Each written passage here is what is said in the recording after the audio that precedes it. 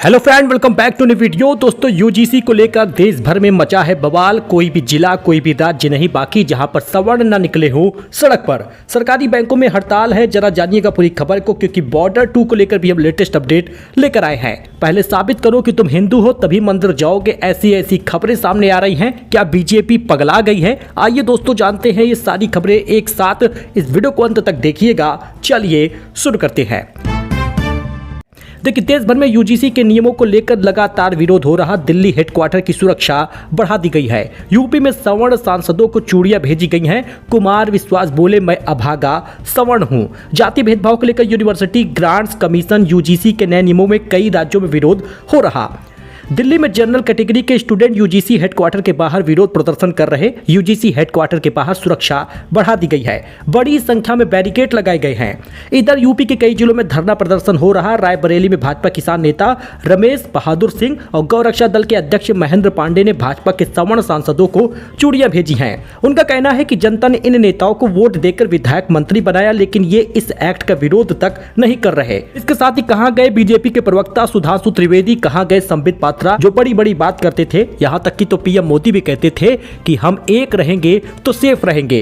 तो ऐसे में ब्राह्मणों को क्यों अलग कर दिया गया? ऐसे में सवर्ण जाति के साथ क्यों इतना भेदभाव हो रहा? यूपी में बरेली के सिटी मजिस्ट्रेट अलंकार अग्निहोत्री ने भी इस्तीफा दे दिया है। हिंदी कवि और पूर्व राजनीतिज्ञ कुमार विश्वास ने यूजीसी को लेकर तंज कसा है। उन्होंने सोशल मीडिया पर लिखा, चाहे तिल ले लो या ताड़ लो राजा, राई लो या पहाड़ लो राजा, मैं अभागा सवर्ण हूं, मेरा रोया रोया उखाड़ लो राजा। ऐसी बातें सामने आ रही हैं, जिसकी वजह से अब जनरल पूरी तरह से सवर्ण जाति के लोग गुस्से में हैं, आक्रोश में हैं।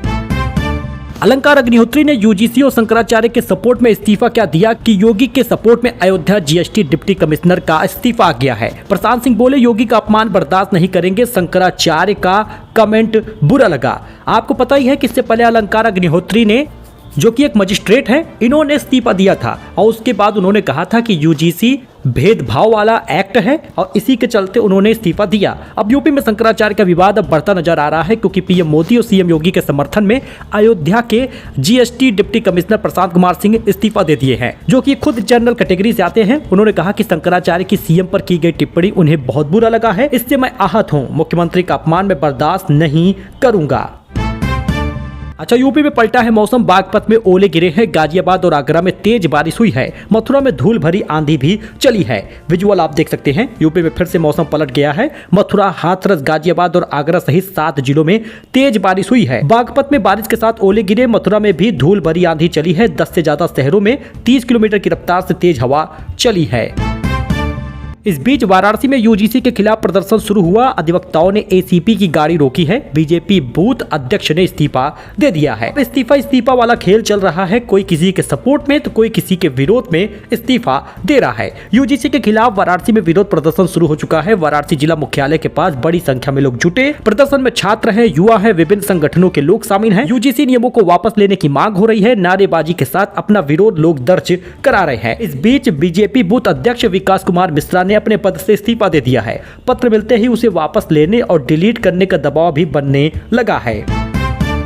वही यूजीसी को लेकर डीएम ऑफिस में नारेबाजी हुई है। कानपुर में लोग बोले, सरकार बांटने का काम कर रही, एक्ट वापस होना चाहिए। यूजीसी के नए कानून को लेकर कानपुर में विरोध शुरू हुआ। सामाजिक संगठनों का पहुंचना भी शुरू हो चुका है। डीएम ऑफिस के गेट पर पहुंचकर लोग जमकर नारेबाजी किए हैं। राष्ट्रपति और प्रधानमंत्री को संबोधित ज्ञापन मजिस्ट्रेट को भी सौंपा गया है।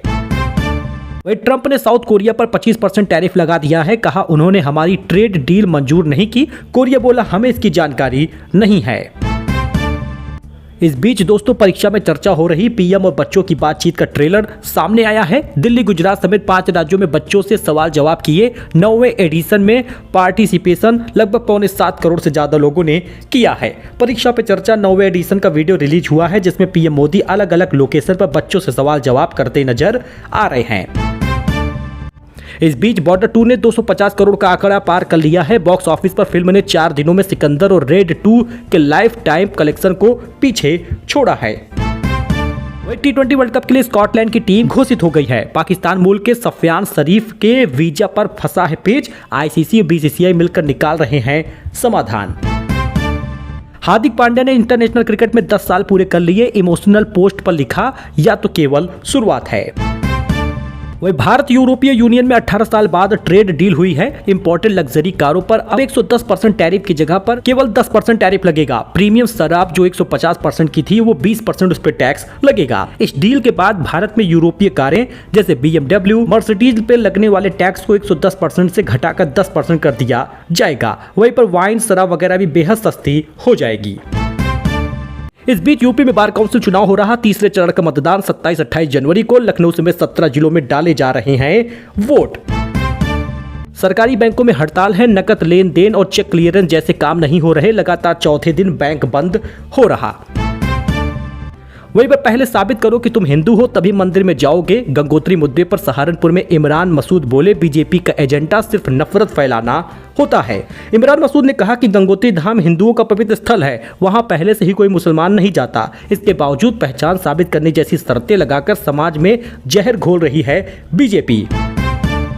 वहीं उमा भारती बोली, शंकराचार्य का सबूत मांगकर प्रशासन ने मर्यादा तोड़ दी है। परमहंस महाराज बोले, अविमुक्तेश्वरानंद पर NSA लगे, माघ मेले में आना प्रतिबंधित हो। शंकराचार्य, अविमुक्तेश्वरानंद और माघ मेला प्रशासन के बीच शुरू हुआ विवाद सरकार के लिए मुसीबत बन गया है। अब बीजेपी की फायर ब्रांड नेता उमा भारती ने शंकराचार्य का समर्थन कर दिया है। उन्होंने शंकराचार्य का सबूत मांगकर प्रशासन ने अपनी मर्यादा तोड़ी है, ऐसे बयान दिए हैं। इस बीच बरेली में सिटी मजिस्ट्रेट अलंकार अग्निहोत्री के इस्तीफे के बाद अविमुक्तेश्वरानंद ने सरकार पर हमला तेज कर दिया है।